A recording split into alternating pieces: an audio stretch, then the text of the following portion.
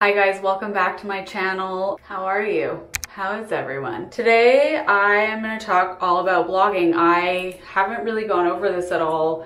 First of all, kind of how I got started and that kind of story, and also the business of blogging and that kind of thing. So I thought I would do that today. First, I just want to tell you about my jewelry because I know that a lot of people will ask. I'm wearing everything Majuri today. Got this curb chain that I wear all the time. This really cool gold link chain. It's actually long, but I have just clipped it shorter and then just put this longer part down my shirt. It's actually a great way to wear necklaces a different way and then get more use out of each of your pieces. All my rings are Majuri except for my engagement ring. This is new. This is the Toronto Dome ring. It's a limited edition. This one I just got in. I love this Pave ring. And then this actually matches these earrings. My ear stack. I mean, you guys know Majuri at this point probably. I've been working with them for quite a while and I'm a big fan of their company. It is female founded and about 80% of the team is female. They are Toronto based and they do gold vermeil and 14 karat solid gold jewelry. And then they also have some sterling silver. I'm the kind of person who wears my jewelry, even my like finer jewelry, every single day. And that is kind of what they're all about. So I really love that. Like, I don't take off my jewelry to shower or to do anything. Not that any of these jewelers really recommend that, but that's just kind of what I do. And I love to wear my jewelry all the time. I sleep in it, I shower in it. It's part of me. And I also want to mention that they are having a Black Friday sale. So this is a great time to pick up any pieces that you may have been eyeing. It is from November 25th to 30th. It is 10% off one item, 15% off two, and 20% off three. Let's get started. I guess I will just give you like a bit of a rundown of how I started my blog and how all of that happened. And then I have some questions from some of my followers that I'll answer. Depending on how you guys respond to this, maybe this will turn into a series. I don't know if you guys may have some other questions, more specifically in terms of like business or monetization or content creation, whatever. But please let me know in the comments and I will potentially do more videos about blogging, content creation, whatever. I dislike the words influencer and blogger just because I think that they conjure up a bit of a like, oh, I'm just running around taking photos and my life is so great.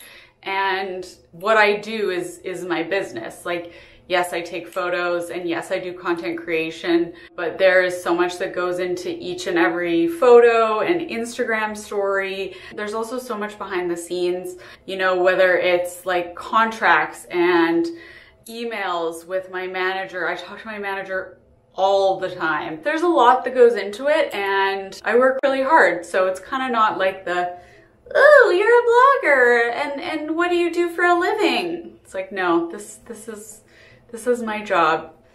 This is my career. So yes, this is my full-time job and career. This is how I make my money and how I support myself and my husband. He's a ER doctor. He's in residency.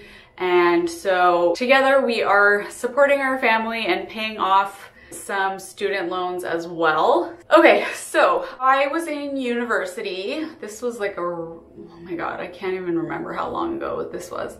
15 years ago? No, 12 years ago maybe? I was in university, I was taking psychology and I was just not enjoying it, not having a great university experience. I was feeling like I needed something creative and so I basically decided to start a blog. And I've always been really into fashion. I was a tomboy growing up, but I loved all things like fashion and beauty. I had an Allure magazine subscription since I was very young and I've loved all that for so long. I actually did a lot of sewing and pattern making in high school. I did a few collections of my own. So I did like a very 1920s collection where I had this like long silk dress that was very Art Deco and patterned in the front and then low in the back. And I really thought about being a designer for a while, but ultimately decided that wasn't what I wanted to do. So in university, I decided to start a blog, and it kind of started off more me writing about like a celebrity outfit or a piece that I was coveting. One of the first things I wrote about was an Hermes bag and why I loved it. And then it kind of evolved into me taking photos of myself and my outfits. Yeah, I didn't really think about it as like a business venture. I just kind of started doing it because I needed something else. Doing that made me realize that I didn't really want to be in psychology. So I ended up not finishing my degree, and I went to Blanche McDonald for fashion merchandising. So I learned all about like costume design in movies and PR, fabrics. This whole time I was continuing to do my blog kind of on the side. Like this was never any kind of a full-time job for me. So then I graduated that, and I started working at Holt Renfrew in their visual merchandising department. This was after doing an internship at the Room at Hudson's Bay Company. I really learned a lot at Holt Renfrew. The visual merchandising team was pretty awesome. Doing the blog on the side this whole time. Then I got into marketing and social media, and kind of at that point was when I was pretty much doing a full-time job and my blog full-time.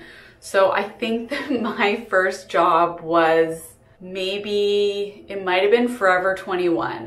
I got a series of jobs with Forever 21. This was way back before the Instagram algorithm kind of went all over the place, but I actually got featured on their Instagram a few times, and I remember getting boosted up like thousands and thousands of followers every time and getting so excited about it. But I actually worked with Forever 21 for quite a bit. Then you kind of start to get introduced to brands and PR firms, and a lot of the time it was people reaching out to me. I didn't have a manager.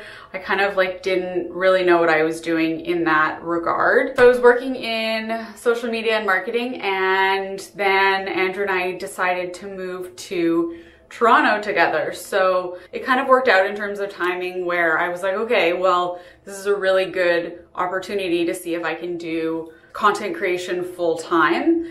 So when I moved to Toronto, that's kind of what I did. I quit my job and I decided to focus on that full time. And that was almost 5 years ago.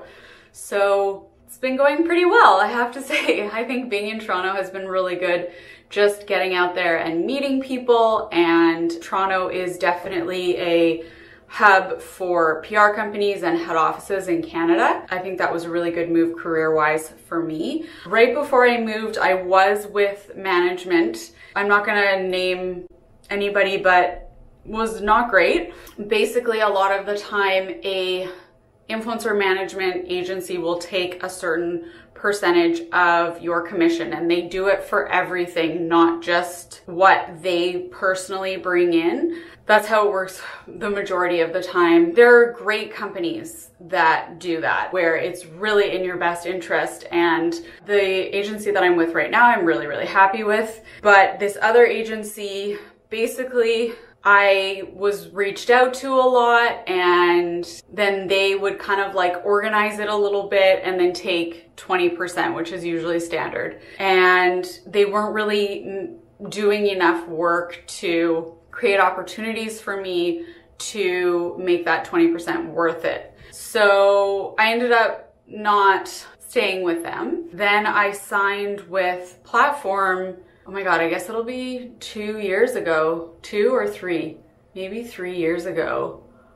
I don't even remember now. They have a similar model in terms of commission, but just the amount of business that they bring in more than accounts for the 20% of commission that they get. So for any bloggers who are unsure about that, I would just say that you want to make sure that it's not just like a glorified assistant or accountant who's like dealing with emails and contracts and invoices and stuff, but you want to make sure that that agency is getting out there and getting you opportunities and making up for that 20% commission that they're taking. There's a little tip. What else do I want to say? In general, I really love my job. I think that it's really cool that I'm able to be my own boss and make my own schedule. I work a lot.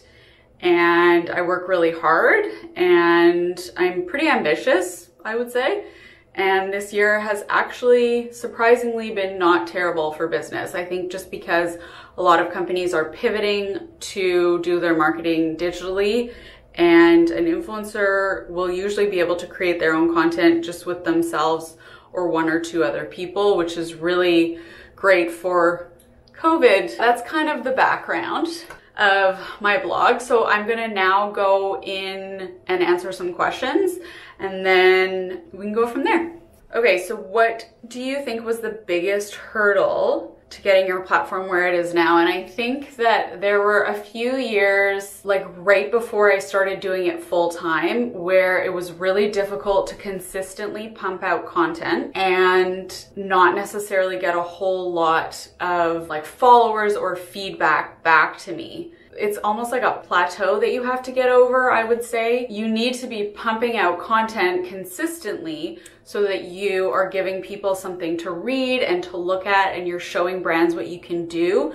But there's kind of a plateau where you're not quite at that point where you're getting a ton of opportunities or your followers are getting bumped up, and you just kind of really have to like slog through that, and that can be really frustrating. And honestly, that continues to happen like throughout your career. There can be times where, especially like with the Instagram algorithm now and everything, just the plateaus can be hard when you're not getting any kind of reinforcement for the work that you're doing, not necessarily just in terms of followers, in terms of job opportunities and feedback and stuff. But I would say that that was a huge hurdle. Did I start hoping for a following or more as a creative outlet? Definitely start as a creative outlet. I kind of had no idea what blogging was, and I don't think I started knowing that it could be a career at all. I don't ever remember thinking, oh, I want to do this full time, so I'm really gonna try and like put all my effort into it. It was more just like a side creative kind of thing. I've always wanted to start a blog, but don't know where to start. Okay, I remember having this feeling when I was starting, because you kind of have this idea in your mind of exactly what you want your blog to look like and your photos to look like and everything. But my best advice would be just to start. Just start. It is incredibly freeing to just put information out there on the internet and kind of share who you are with the world, whether that's like beauty or style or whatever. You're always going to be improving. So if you try and make your blog or a post perfect, especially if you're a perfectionist like I am, you like basically will never publish a post. You just have to keep going and improving, and with every single post that you do, you'll get a little bit better. And you know, in the future, you'll look back and be like, oh my God, I can't believe I did that. But you have to just get started. So like choose a blog name, get a website, and just put out your first post is my best advice. I just want to throw out a website template that I found really helpful and one that I still use. It's actually called Pipdig. They have Blogger and WordPress templates for blogs basically, and they're really beautiful and you can easily customize them. They're about like $60 US for the template, and then they also are really great about giving you support with your website if you need it. So that's a company, if you're kind of totally overwhelmed but you want your website to look good and you don't really know what you're doing, definitely recommend them. Is mentoring new bloggers on your roadmap? I would say definitely. I always would like to help people, and especially women, you know, be a mentor, or I've never thought of myself as a mentor before. I'm definitely open to that. I've never had anyone ask me to mentor before. I am definitely open to like supporting and helping other bloggers out. I think the thing that I won't necessarily do is like, I get quite a few questions like, how did you grow your following? Or like what's a fast way to grow your following? And honestly, there is not really a fast way to grow your following in my experience. You just have to put out good quality content consistently. And I know that that's not a sexy answer or necessarily what people want to hear, but that would be my best advice. And also to remember that if this is going to be your career, this is your business, and to be a professional. You want to maintain a level of professionalism in your business communications and in general, and you want to be on time, you want to be polite. Like, those are all important things that I really strive to do and I pride myself on. The short answer is yes, I'm definitely open to mentoring. Do I see myself doing this forever? That's a really good question, and I honestly just don't know the answer to that. I will do it for as long as I enjoy it and for as long as I'm successful at it. I think that people can really tell if you like something, if you're enjoying yourself, if it's something that you're passionate about. And as soon as that stops being the case, I will definitely start to look into kind of other avenues. I think I'll definitely stay within the kind of like fashion, beauty, artistic sphere. Maybe stay in marketing, content creation, artistic direction. I'm not sure, but I don't know if I plan to do this forever. We'll see how it goes, I guess. How to overcome the awkwardness of posing and posting. And I still get really awkward, actually, especially when people comment or look at you when you're on the street and you're trying to take a photo.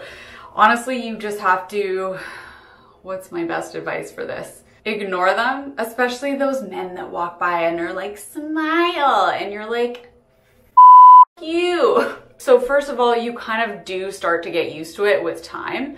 Second of all, you just kind of like try and concentrate on what you're doing and like artistically what you want to get out of it. Okay, so last question. Somebody asked about towing the line between openness and privacy, and this is really interesting, and I don't know if it's something that I have really mastered necessarily. It's hard because, especially as a content creator, people relate to you more when you're vulnerable and you open up and share more, but then you also want to, you know, keep your privacy, maintain your own sense of normalcy. So honestly, I don't really think I have an answer for that. If you guys have an answer for that, I would love to know. Something that I'm still working on for sure. That is it. That is the first video all about blogging. Let me know if that was something that you guys enjoyed. If there are more questions that you want answered. Do you want this to be more of a series delving into all the different facets of the content creation business? And as a reminder, all the jewelry that I'm wearing is Majuri, and they have a Black Friday sale. So they've got 10% off your first piece, 15% off your second, and 20% off your third. And that goes until November 30th. Thanks for watching, and I'll see you in the next video.